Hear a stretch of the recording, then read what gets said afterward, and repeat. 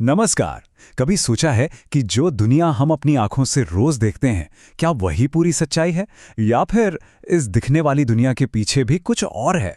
आज हम भगवत गीता के 7वें अध्याय में उतरने वाले हैं, जो हमें असलियत की, रियलिटी की, असली प्रकृति के बारे में बताता है। तो चलिए इस सफर की शुरुआत करते हैं।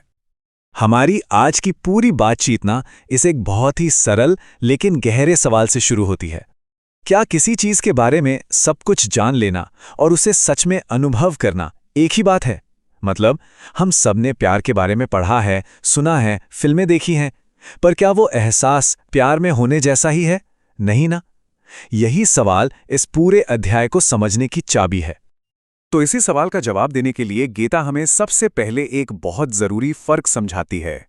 वो फर्क जो दिमाग की जानकारी और दिल के अनुभव के बीच में है। यही अंतर है सैद्धांतिक ज्ञान और असली सच्ची प्रज्ञा का।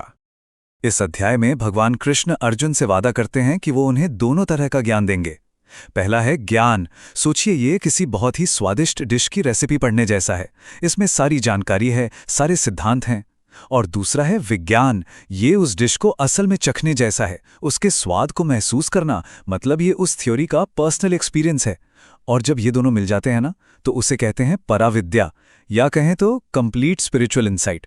मतलब आप सिर्फ रास्ता जानते नहीं, आप उस रास्ते पर चल चुके होते हैं। तो ये ज्ञान आखिर है क्या? इसको ऐसे समझिए कि ये एक अनजान देश का पूरा डिटेल्ड नक्शा है। ये आपको रास्ते बताएगा, जगहों के नाम बताएगा, सारी की सारी थियोरेटिकल इन्फॉर्मेशन देगा। ये वो इंटेलेक्चुअल फ्रेमवर्क है जो हमें बताता है कि असलियत कैसी दिख सकती है। और विज्ञान, अरे ये तो तब है जब आप नक्शे को एक तरफ रखकर उस सफर पर निकल पड़ते हैं। ये उस जगह की धूप को अपनी त्वचा पर महसूस करना है, वहां के लोगों की आवाजें सुनना है, वहां का भोजन चखना है। ये वो सीधा अनुभव है जो उस जानकारी को एक जीती जागती लाइफ चेंजिंग सच्चाई में बदल देता है। ठीक है, तो अब जब हम नक्शे और असल जमीन का फर्क समझ गए हैं, तो चलिए देखते हैं कि इस असलियत के नक्शे पर है क्या। कृष्णा, शुरुआत करते हैं उन फंडामेंटल बिल्डिंग ब्लॉक्स को बताकर जिनसे हर चीज, लिटरली हर चीज बनी है। कृष्ण समझाते हैं कि एक है अपरा प्रकृति, मतलब लोअर एनर्जी। इसमें 8 तत्व हैं। 5 तो भौतिक तत्व जिनसे ये दुनिया और हमारा शरीर बना है, पृथ्वी, जल, अग्नि, वायु और आकाश।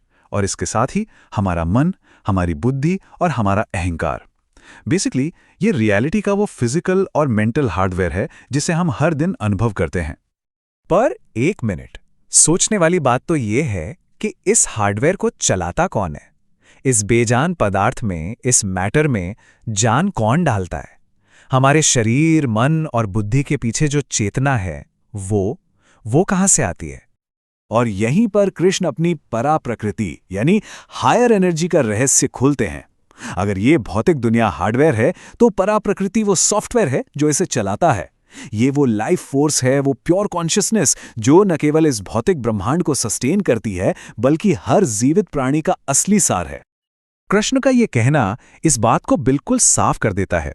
ये दोनों ऊर्जाएं, मटेरियल और स्पिरिचुअल, एक ही डिवाइन सोर्स से निकलती हैं और आखिर में उसी में वापस चली जाती हैं। ये अलग नहीं है, बल्कि एक ही परम सत्य के दो पहलू हैं। तो अब यहां एक बड़ा सवाल खड़ा होता है। अगर हम सब उसी दिव्य ऊर्जा से बने हैं, तो हम अक्सर इतना अलग थलग और खोया हुआ महसूस क्यों करते हैं? हमें ये सच्चाई देखने से रोक कौन रहा है? इसका जवाब एक शब्द में है, माया। अब देखिए, माया कोई बुरी शक्ति नहीं है, बल्कि एक बहुत पावरफुल डिवाइन इल्यूजन है। ये एक पर्दे की तरह काम करती है जो हमें असलियत देखने से रोकती है। ये वो ताकत है जो हमें यकीन दिलाती है कि असली खुशी अगली शॉपिंग में है या अगले प्रमोशन में, और इस तरह हमें इस टेम्पररी भौतिक दुनिया में उलझाए रखती है। अब ये जानना बहुत दिलचस्प है कि बहुत कम लोग इस माया के पर्दे के पार देखने की कोशिश भी करते हैं। तो चलिए देखते हैं कि आखिर वो कौन लोग हैं जो इस खोज पर निकलते हैं। कृष्ण इस बात पर जोर देते हैं कि ये यात्रा कितनी रेयर है। वो कहते हैं कि हजारों में से कोई एक आध्यात्मिक पूर्णता के लिए प्रयास करता है, और उन प्रयास करने वालों में से भी शायद ही कोई एक उन्हें सच में जान पाता है। जैसा कि हम यहाँ देख सकते हैं, असली विजडम पाने वालों की संख्या ना के बराबर है, और यही बात इस खोज को और भी ज्यादा कीमती बना देती है। जो लोग परमात्मा की ओर मुड़ते हैं, वो आम तौर पर 4 तरह के होते हैं। पहले हैं आर्त, जो किसी संकट या दुख के समय में भगवान को याद करते हैं। फिर हैं अर्थार्थी, जो बिजनेस में सफलता या अच्छी नौकरी जैसी भौतिक चीजों के लिए प्रार्थना करते हैं।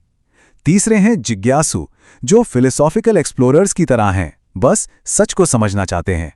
और आखिर में है ज्ञानी, जो बिना किसी स्वार्थ के सिर्फ प्यार और भक्ति के भाव से सत्य को खोजते हैं। कृष्ण कहते हैं कि उन्हें चारों ही प्रिय हैं, लेकिन ज्ञानी उन्हें सबसे ज्यादा प्यारा है। क्यों? क्योंकि उसकी खोज एकदम प्योर है।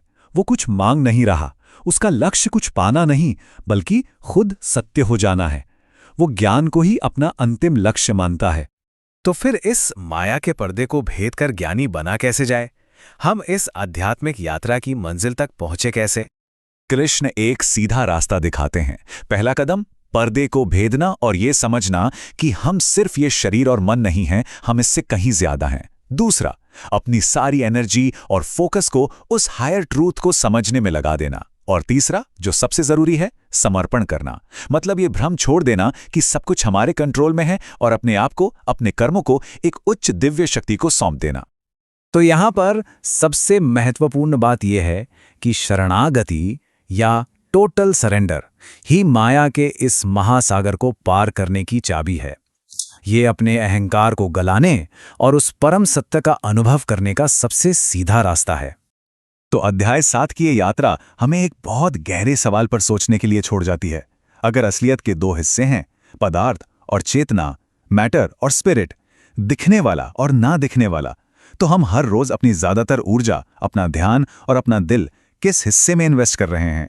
इस सवाल का ईमानदार जवाब ही शायद ये तय करेगा कि हम कौन हैं और हम कहां जा रहे हैं।